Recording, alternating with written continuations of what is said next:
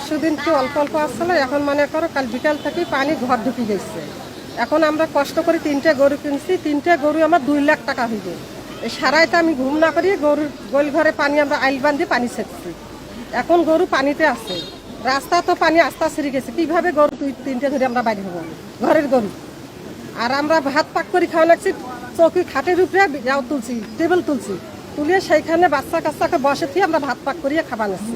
প্রতি বছর বছর আমাদের পানি আসে, এই পানিতে আমরা কিভাবে আমরা বেড়াবো? এখন গরু ভাসি দেয়, ছাগল ভাসি দেয়, এখন আমরা কোথায় আমরা ধরি আমি খাড়া হব? আমার খাড়া হওয়ার কোনো আমার পথ নাই।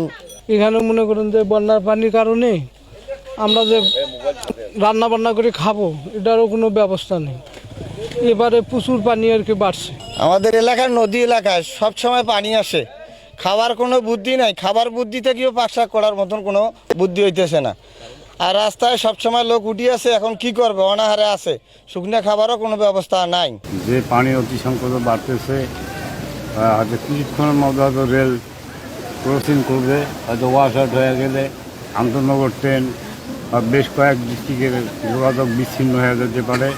আমি একজন রেলের অবসরপ্রাপ্ত, কিন্তু খুব ভয়াবহ এখানে বা গরু ছাগল হাঁস মুরগি মানুষের অতিরঞ্জিত ক্ষতি হচ্ছে।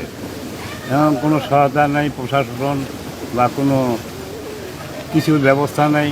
গরু ছাগল নিয়ে মানুষ খুব দুর্ভিক্ষিতের মধ্যে আছে, খানা দানা নাই। এই যে রেললাইন সামনে দেখা যাচ্ছে, কিছুক্ষণ পরে হয়তো ওয়াশ আউট হয়ে যাইতে পারে। এই ওয়াশ আউটের লাগে পূর্ববর্ষে তো কোনো গ্রাম থাকবে না। অনুগ্রহ করে যেন কিছু ব্যবস্থা নেওয়ার জন্য জেলা প্রশাসককে অনুরোধ